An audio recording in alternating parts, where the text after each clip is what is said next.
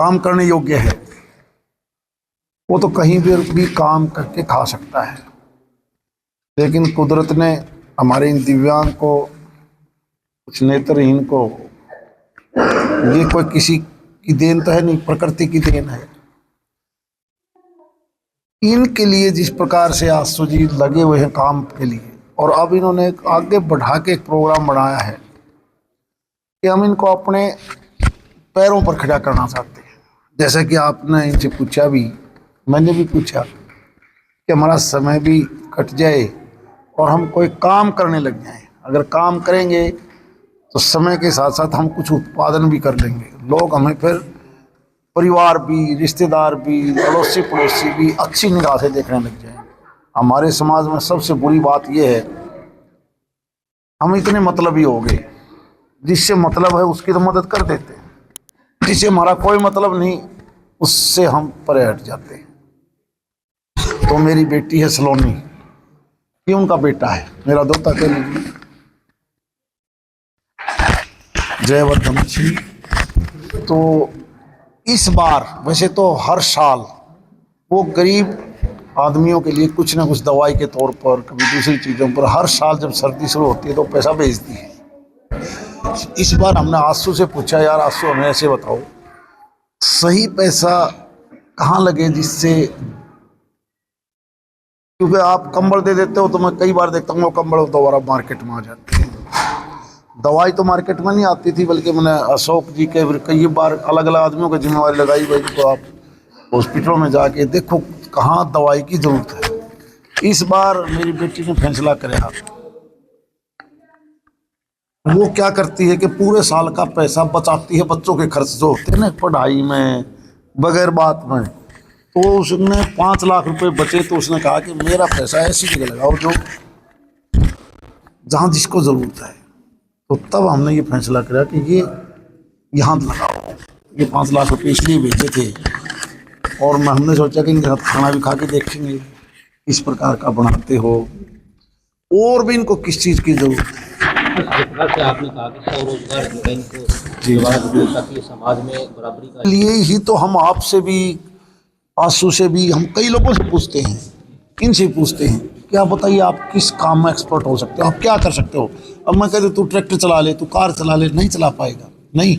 ये अपने आप बताएं कि मैं इस काम में निपुण हो सकता हूँ, ये काम करवाइए, ताकि हम जिस प्रकार से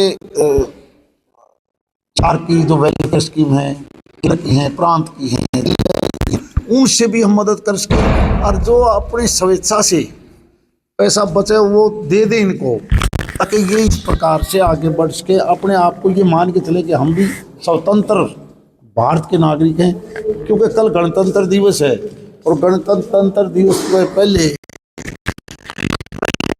हम ऐसे बच्चों को, ऐसे जो नेत्रहीन हैं, जो दिव्यांग, उनको भी मेन स्ट्रीम में कैसे ला सकते हैं, ये आज का दिन इसलिए निश्चित किया था। आपकी बेटी की तरह मैं बिल्कुल कहना चाहूँगा, देखो हम कई बार होटलों में खाना खाते हैं, कई बार कहते हैं चलो पार्टी करा, बगैर बात भी गाड़ी में तेल डलवा चलो दिल्ली। अगर वो एक एक पैसा बचा के सभी को जिनको ज़रूरत है, अगर उनके लिए पैसा बचा के हम उनकी मदद कर पाएंगे, तो इससे बड़ा और कोई पुण्य का काम नहीं हो सकता।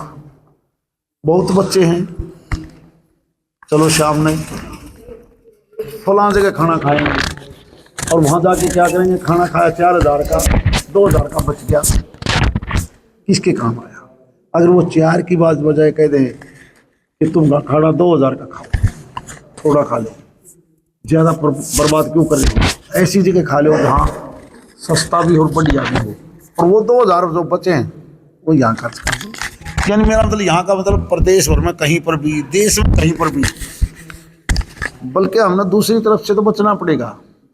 जो भीख मांगने की स्कीम है, भीख मांगने का सौदा, वो तो हमें खराब कर रहा है, इसका कोई फायदा नहीं। वहाँ तो बड़े बड़े गिरोह पैदा होते हैं। अगर हकीकत में हमने करना है तो हर परिवार को जिसकी गुंजाइश है एक एक पैसा बचा के हमने इन भाइयों को भी ऊपर उठाने के लिए हम क्या कर सकते हैं। संदेश तो मेरी बेटी की तरफ से ये है। अरे आप क्या मान के देखिए, गणतंत्र का मतलब यही है कि गणों का तंत्र हो, गण टोटल आबादी का, टोटल आबादी चाहे अमीर है, गरीब है, गांव की है, शहर की है, सभी की आवाज से एक सरकार बने और वो सरकार विकास का काम भी सबके लिए करे। और ये नहीं कि ये मेरा है, ये इसका है, उसका कोई फायदा नहीं। इसलिए हम अब तेजी से बढ़ना शुरू किया हमने। मैं नहीं मानता कि अभी तक हम इस विकसित देश की श्रेणी में आए हैं। माननीय मोदी जी कोशिश कर रहे हैं कि 47 तक हम विकसित देश बने, लेकिन इसमें सबका साथ, सबका विचार, सबको शामिल करके हम आगे बढ़ेंगे तभी बात। आपने भी तो सुनी होगी, आपने नहीं सुना क्या? स्वच्छता के ऊपर सबसे ज्यादा जोर दिया और मैं इसमें 10 मिनट लगाई इसके ऊपर। सारी लोकसभा राज्यसभा के सांसद सदस्य जितने भी हैं, मैं आपको एक लिस्ट दूंगा। स्वच्छता के ऊपर सबसे बड़ा पैसा मैंने खर्च किया है नंबर 1 पर। कैसे? 2014 में जब मैं बना तो मैंने सभी नगर पालिका या नगर परिषदों को ट्रैक्टर और ट्रैक्टर के साथ ट्रॉली लोडर दिए, शायद 200 से ज़्यादा, 200 नहीं, मैं 200 बहुत कम कह रहा हूँ। मैंने इतने गांव को ट्रैक्टर, ट्रॉली, टैंकर दे चुका हूँ। मतलब 200 तो मैं बहुत कम बता रहा हूँ, और वो मैं आपको लिस्ट दूंगा, शायद कोई भी सांसद इस प्रकार नहीं दे पाएगा। सफाई और बीमारी के लिए मैंने सबसे पहले मेरा अपना एक आदमी से, हमने कोई सरकारी पैसा नहीं लिया, वेंटिलेटर के 1,29,00,000 रुपये खर्च करके तीनों जिलों के सरकारी अस्पतालों में।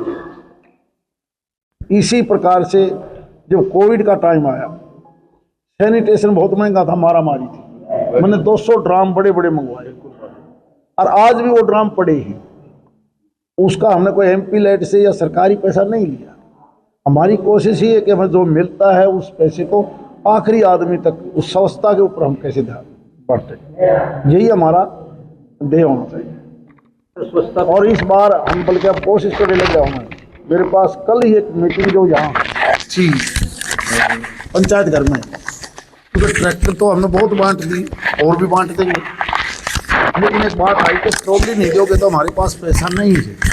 तो इस बार मेरी कोशिश होगी कि जितने ट्रैक्टर दिए हैं, पूछेंगे ट्रॉली गई है तो उन सभी को ट्रॉली भी हम दें, ताकि साफ सफाई में कोई दिक्कत ना आए। और रोजगार गारंटी का काम भी उसके माध्यम से वो रोजगार का धंधा भी कर सके। पूरे शहर के अंदर ऐसा है, इसमें सभी आदमियों का योगदान चाहिए, मीडिया के भाइयों का भी, मेरा भी, जो कर्मचारी हैं उनका भी, परिवार का भी। अब मेरा गेट है, मैं पानी छोड़ूंगा, अड़ंगा उससे में डाल दूंगा और कसूर कराऊंगा। इस MC का कसूर है, इस MLA का कसूर है, सांसद का कसूर है। सरकार क्या करेगी? मैं खुद तो ये नहीं देखता कि मैं नाली को बंद कर जाऊँ। और किसी भी विकसित देश में ऐसा नहीं है। यही लोग अगर आप अमेरिका में, यूरोप में जाएंगे तो एक भी चीज़ बाहर नहीं फेंकेंगे, और यहाँ खाया फेंक दिया, खाया फेंक दिया। तो वो हमने कहीं ना कहीं आत्मा के अंदर झाँक के देखना पड़ेगा। यहाँ पे मंत्री एजुकेशन की कहाँ, यहाँ तो जो एजुकेटेड है वो भी गिरता है बाहर यार। एक बात नहीं, बिल्कुल यही बात है। तो